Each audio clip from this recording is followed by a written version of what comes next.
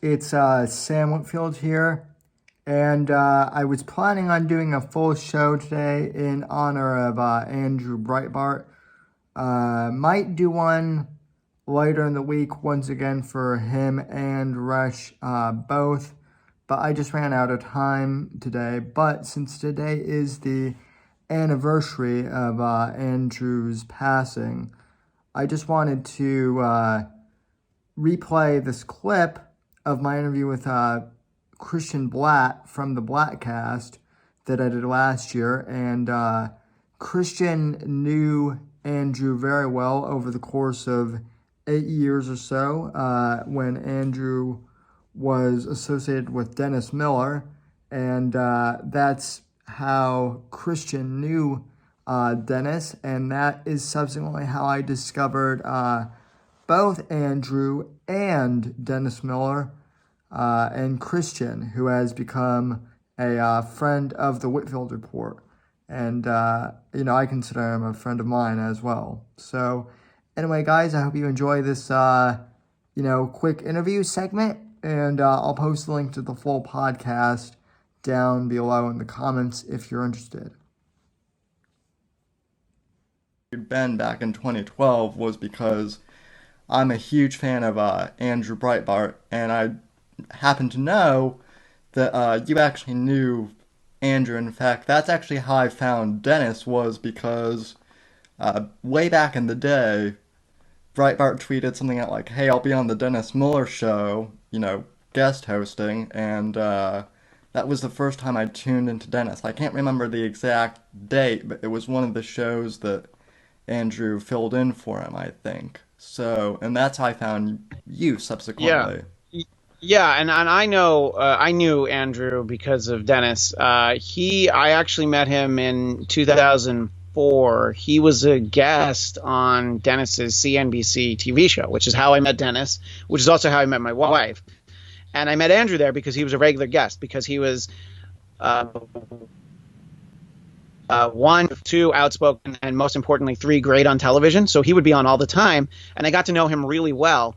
And a few years later, when we started the radio show, I would just have him on, I wanted him on as a guest, and I talked him into guest hosting. He never guest hosted a whole show, and there was a little bit of anxiety about, like, how do I fill 3 hours? And I'm like, Andrew, come on, the way you talk, it's like you're going to turn on the mic, and before you know it, it's going to be over. And then also, commercial radio I don't want to say it's easy, but it's a lot easier to approach, because it's like I'm going to talk for 8 minutes. And then I have to take a break. And then I'm going to talk for 5 minutes and take a break. So it's not like, oh, I'm going to do a podcast for 2 hours. I have to really have it all mapped out before I start, because I'm not going to break. So, and he was great. He always brought along, friends either in studio or on the phone. We had some great guests. And yeah, so I got to know Andrew really well even before the radio show, but definitely having him in studio, really producing those shows with him, is how I got to know him. I knew Andrew well enough that, he was at my wedding. We actually had a table that was him and Salman, who used to be on the radio show, and Sabes and Munga, those behind the scenes guys from that show. So it was basically like Andrew was filling in for Dennis at my wedding as well. Like, he guest hosted the table at my wedding. I have a great picture. I've posted it on Facebook a couple of times. It's a great picture of myself, my wife, and then Andrew and the rest of those guys. So I knew him really well. And obviously, what I always like to point out about Andrew is that, yes, politics is very important to him. You could have a great conversation about that. But my most memorable, most fun times were, one, talking baseball with him.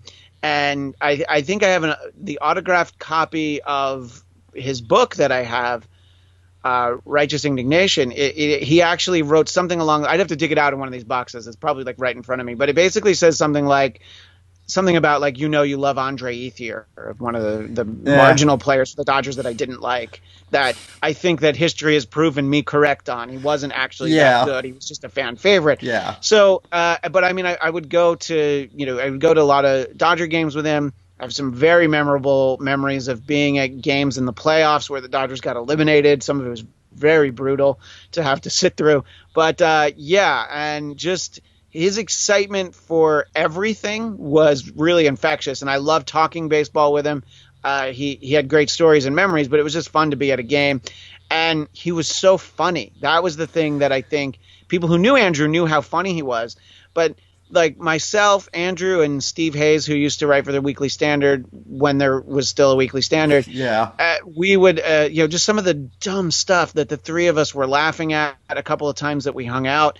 Andrew had this whole thing about how we were all husky male models, and we would like pose, just dumb things like that, products that he'd want to share, and it was very silly. I mean, it's not that he didn't take the world seriously, but he was able to laugh at it. And one of the most vibrant and like people full of life, the most joyful people I've ever met. The last few times I saw him, I didn't even know he had been really not been well the year before, and he had some health scares. So it was definitely a shock. I got a call from Larry O'Connor, who obviously knew Andrew very well, and he does radio in L.A. and D.C. now. And he before I'd even had time to process it, he called me to tell me that it was true, because obviously him in particular, you read something online, you're like, and you also didn't want it to be true. So Yeah.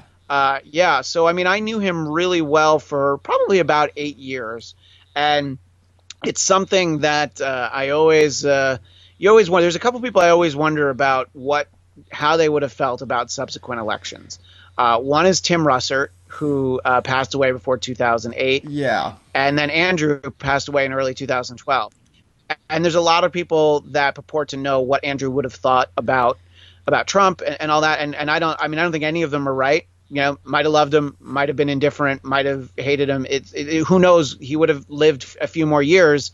He would have been 4 years older when he ran, and he would have had 4 more years of experiences. I think there are things about Trump that he would have loved, like the way that he handles the press. And that's sort of the things that Dennis Miller likes the most about him. But I think that I love when people talk about Andrew. I love when they remember him. What I hate is when they sit, and I've heard the case made for both sides of the argument. He would have hated this. He would have loved this. And it's like, well, you just don't know. Yeah. It's, yeah. So I don't like when people do that, but I love when I love when people who even like vehemently disagreed with him talk about how much they missed him. I mean, he had a great story about, he was on Bill Maher's show with Seth MacFarlane, the guy who created Family Guy, and obviously politically they don't agree on anything. But Seth, had Andrew call his son, and he in his cell phone he did like all the Family Guy voices to Andrew's son. So Yeah. it's like it was really hard to not like him when you were in the same room as him.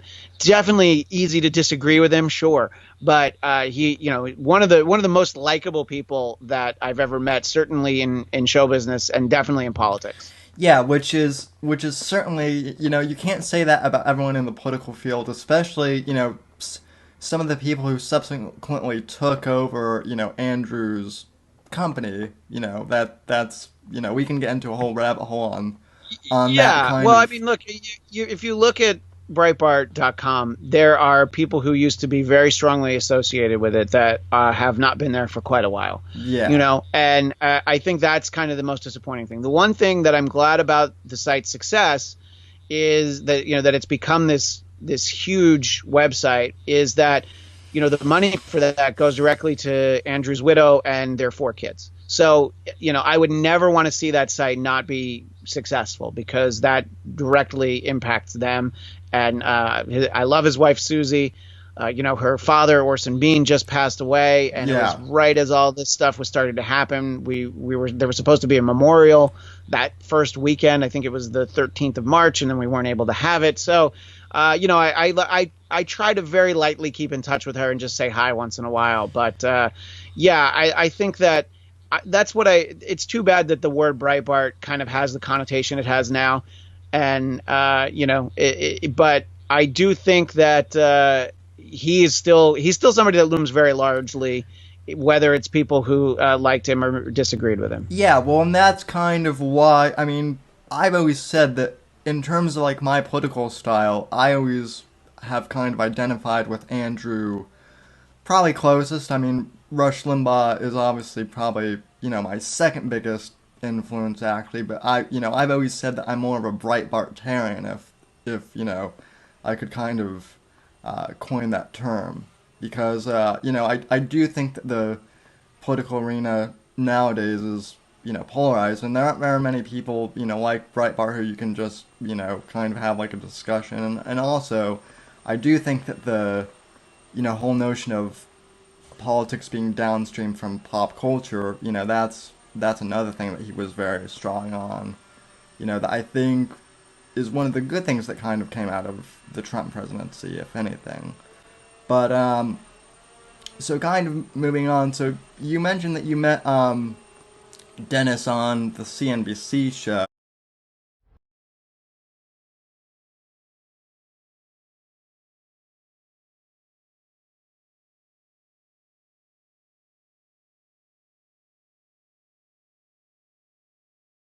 A few words about Andrew Breitbart.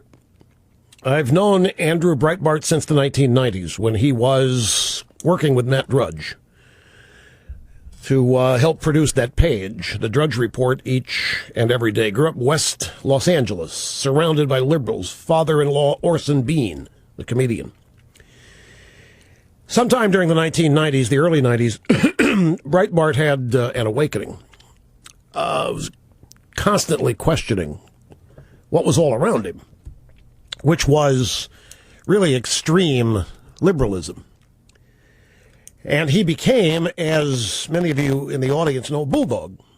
He literally was an indefatigable bulldog for the conservative cause. Did things that nobody else has done on the internet, where there are a lot of players. He accomplished quite a lot. Much more than a lot of people. A lot of people get into the business for a number of reasons. His was to affect change. He really sought to affect change above everything else.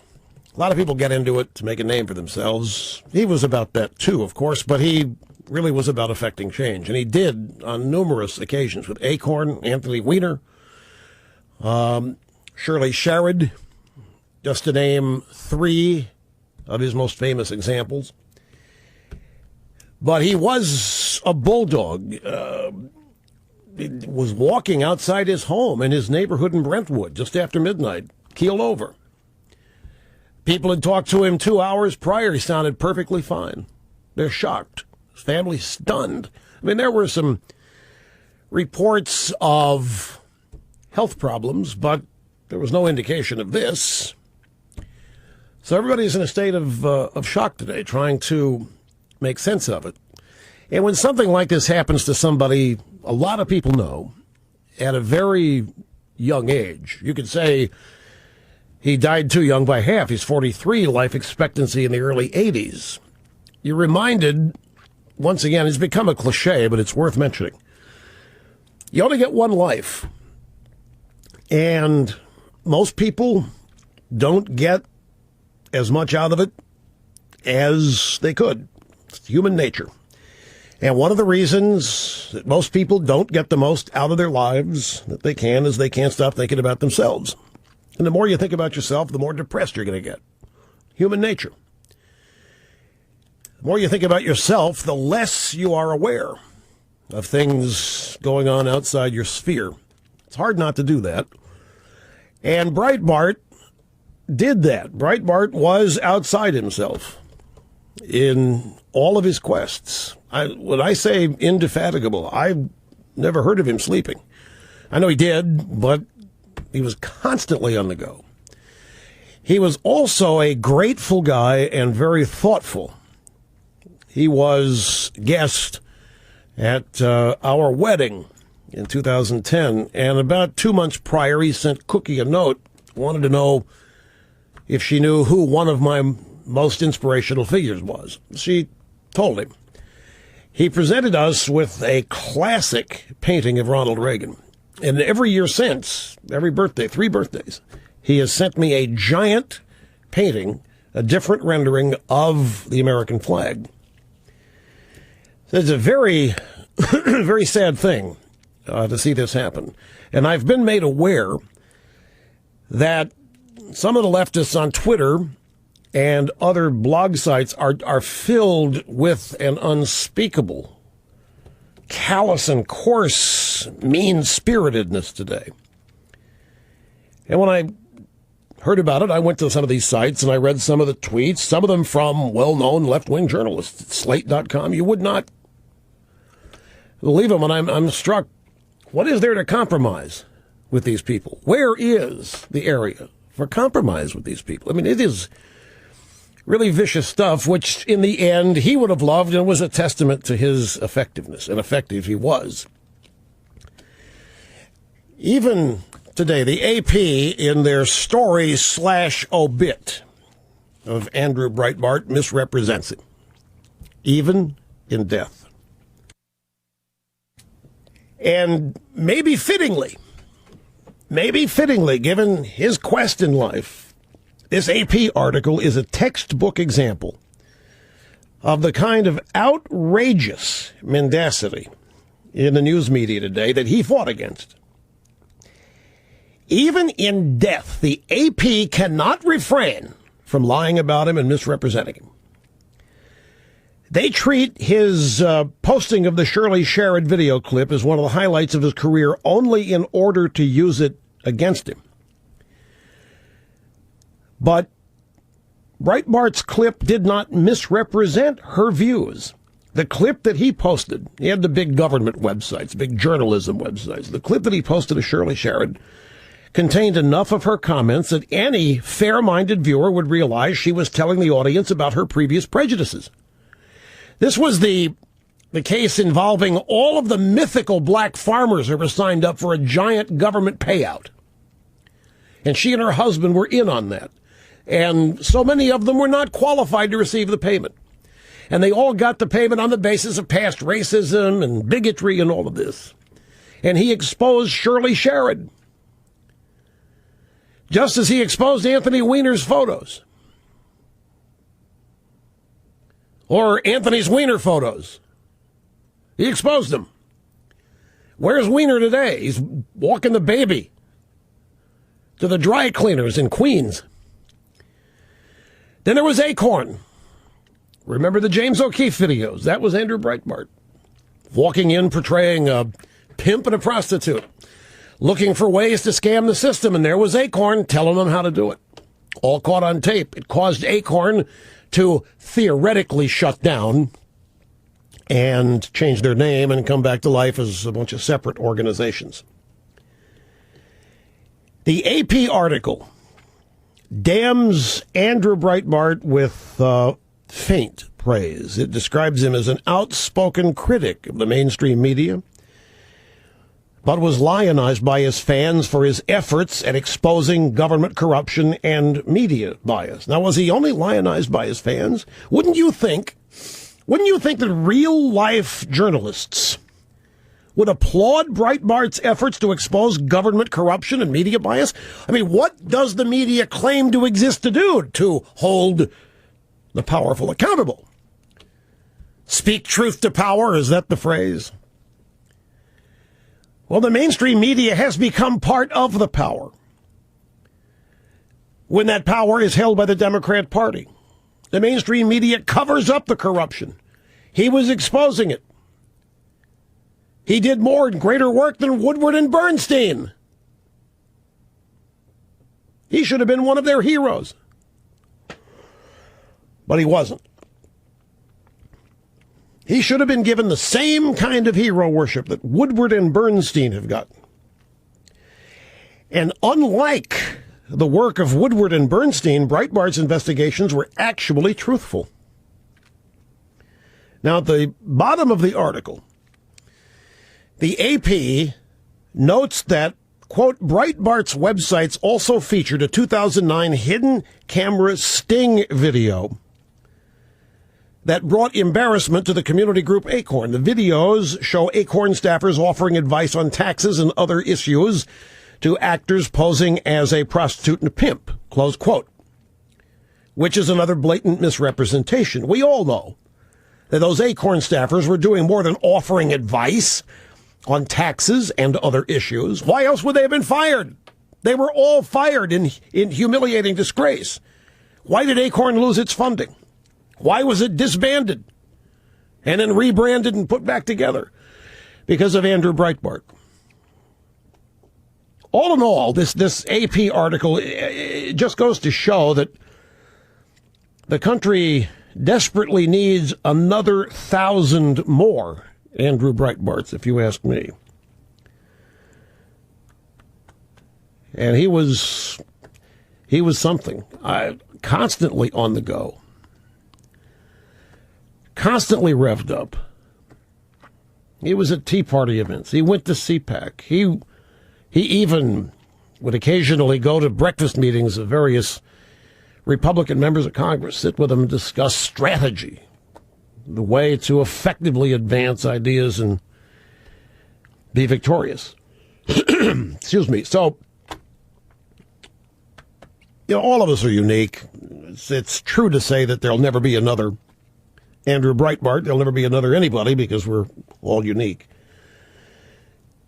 I hope that the people who worked with him can maintain the tradition, the energy, and the effectiveness that his websites all were in his passing. I know they're going to try, and I know they'll do it a sense of honor, duty, and devotion to Breitbart, as well as the fact they love it too. It's just really a sad thing that everybody is totally taken by surprise. As I say, he was on the phone with people 2 hours before he died. Nobody knew that anything was wrong. Now, he'd had some health problems. People knew that, but there was no terminal diagnosis involved here. There was no ongoing illness that people were aware of. There were some health problems, but nothing that indicated anything like this, except maybe to very close to him people. Who knows? But at 10 o'clock last night, people talking to him on the phone, and 2 hours later, he keels over on the sidewalk outside in his neighborhood in Brentwood. He'll be missed by a lot of people. I will say one thing that happened. The Pigford thing, that was the Shirley Sherrod case. That was under the USDA. The Pigford settlement. This is where black farmers scored big on the federal government for past discrimination way back, and they just tried to find as many people as they can. Had never been farmers. Family had never been farmers. It was one of his highlights of his career. But I noted change in him over the years. I think this is a life lesson. Over the years, it seemed to lose the whole thing he was involved with, seemed to lose some of the fun factor as the intensity and the seriousness of it picked up. And this loops back to the notion that we all only have one life. I hope that didn't have anything to do with it. I mean, he was profoundly intense, and at times he'd get very mad, very angry, as we all do, frustrated. Everybody wants to matter. Everybody wants to be effective. He was far more effective than he probably ever dreamed, but probably wanted to be even more so. So let's hope that the people that are around him, that were inspired by him, can keep his work going as though he were still there, because that work is crucially important to a lot of people on the conservative side. As I say, remember now, he grew up in West L.A. He grew up surrounded by liberals. And it was, he told me, we interviewed him here for his book. We interviewed him for the Limbaugh letter, and he described the process that he took, or that occurred to him, as he began to question some of this stuff that had just been inculcated, drilled into him from the time he was born. And he began to question it. A lot of it didn't make sense. And then one day, big burst of reality hit, and his life changed forever. Andrew Breitbart was 43 years old, and he's going to be missed by everybody who knew him.